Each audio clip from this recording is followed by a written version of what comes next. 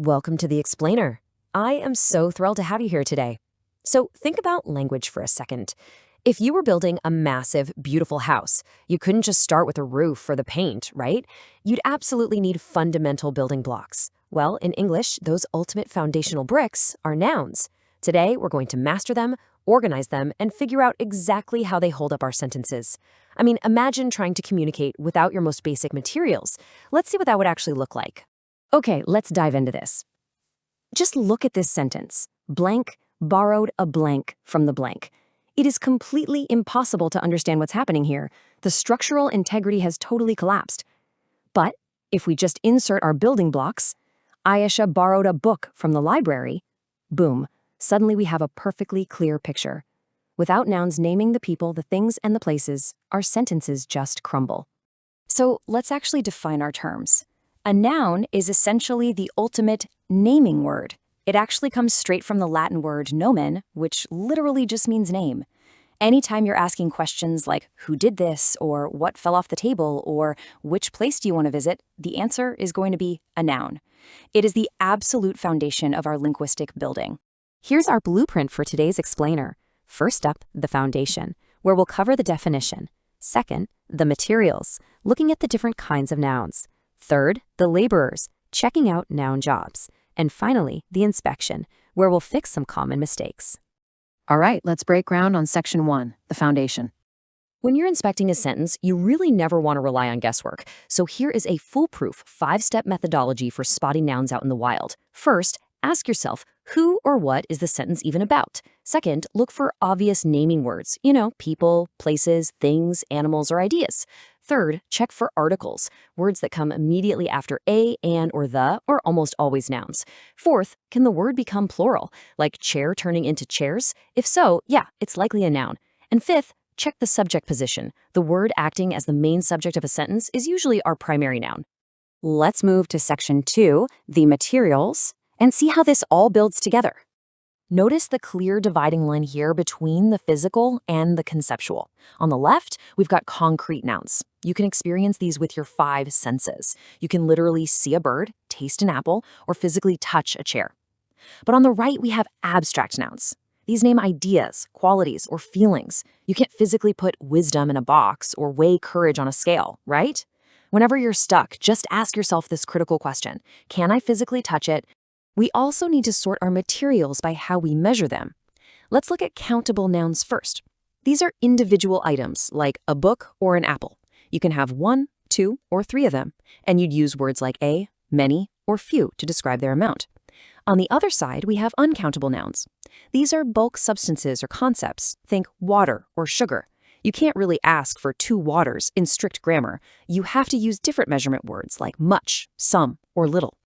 Now, beyond the basics, we've got some fantastic specialty materials. Collective nouns take a whole group, like players or animals, and treat them as one single structural unit. Think of a team or a herd. Then there are material nouns. These name the raw substances we use to build other things, like gold, wood, or cotton. And compound nouns? These are fascinating. It's when 2 completely different words fuse together to create a single brand new building block, like tooth and paste becoming toothpaste.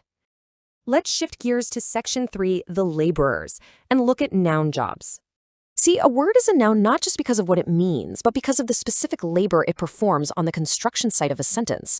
Sometimes the noun acts as the boss, the subject, like Ali doing the playing. Sometimes it's the direct object on the receiving end of an action, like the door being opened. It can act as a subject complement, linking back to describe the subject, like Imran is a doctor. It can put on a possessive hard hat to show ownership, like Zane's bicycle. Or it can anchor a location as the object of a preposition, like the table in the phrase under the table. And this brilliantly illustrates just how flexible English can be. Look at the word reading. In that first sentence, she is reading a book. Reading is an action. It's doing the job of a verb. But look at the second sentence. Reading is enjoyable. Here, the action of reading has essentially put on a hard hat and is acting as a thing, a concept. When a verb ending in ing does the job of a noun, we call it a gerund. It's the exact same word, but doing a completely different job on the site. Finally, we reached section 4, the inspection. Time to check for common mistakes. Let's start with a strict architectural rule.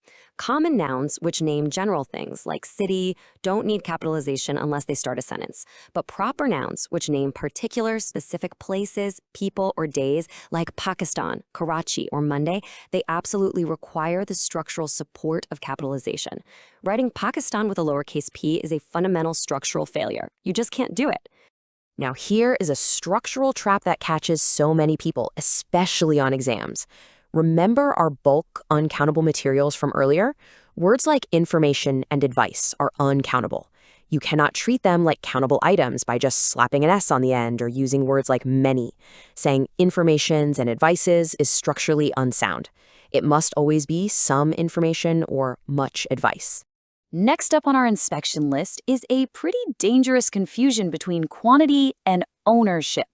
If you simply want to show that there's more than one player, a plural noun, you just add an S. The players are ready. Adding an apostrophe in there, as in the players are ready, completely messes up the blueprint. Remember, an apostrophe is for possession, not for plurals. Let's actually zoom in on that apostrophe placement for a second because one tiny shift alters the entire reality of the sentence.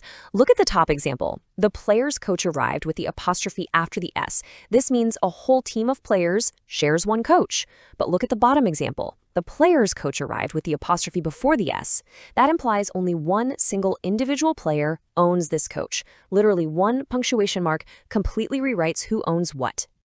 We also have to watch out for irregular materials that just completely refuse to follow the standard blueprint. Usually, you multiply a noun by adding an S or ES, like books or buses. But you definitely cannot write childs or mouses. These irregular nouns demand their own unique shapes, children and mice. You simply have to memorize these unique architectural blocks. All right, time for a little interactive inspection. I'm putting you on the spot here. Look at the word swimming. Based on everything we've built today, is swimming a noun or a verb? Take a second and really lock in your answer. So, the crucial point is, it's a trick question. You can never identify a noun just by its spelling alone. You must inspect its job in the sentence.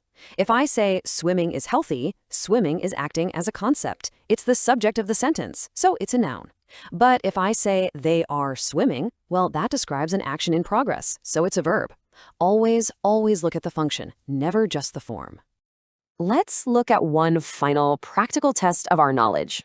This is a real analogy question commonly found on grammar exams. It asks you to look at the relationship between nouns. If a finger relates to a hand in a specific way, then a toe relates to what? The answer, for sure, is a foot. A finger is a part of the larger whole of a hand, just as a toe is a part of the larger whole of a foot. Understanding what nouns are and how they categorize the physical world around us seamlessly maps onto real-world logic and problem solving. Let's bring this all home. The single most important takeaway from our source material today is this. A word is a noun because of the job it performs and the meaning it carries. Context is absolutely everything here. Our language isn't just a pile of random vocabulary words. It is an incredible, dynamic, architectural framework where every single brick has a specific purpose. So, I challenge you to look at the next text message or email you write with a completely new perspective.